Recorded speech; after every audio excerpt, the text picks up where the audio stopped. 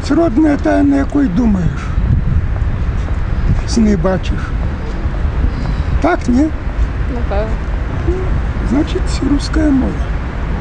Цяжка адказаць на это пытанне. Вы ведаеце, я вельмі хацела цяпер на старасці гадоў размаўляць на добрай беларускай мове. Але часу столькі прайшло, і цяпер это уже і нельга вывучыць. Но я думаю, я буду крэсліць, што я б хацела размаўляць. І было б вельмі добра, каб былі якія курсы.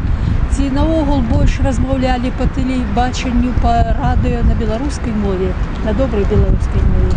Как бы для меня это как бы тоже белорусская, но как бы мне не далось возможности учить хорошо, и поэтому я не могу на ней хорошо разговаривать. И по этой причине как бы буду просто ее позорить. И поэтому разговариваю на русском языке, но как бы считаю свою как бы родной мовой, в общем, белорусскую. Ну, потому что это Беларусь.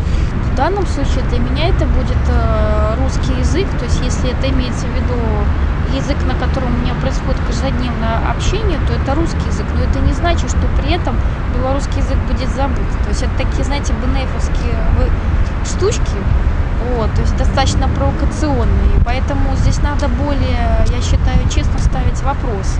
То есть, естественно, я начал-то говорить на русском, да все, наверное, большинство начало. Не, ну смотря кто.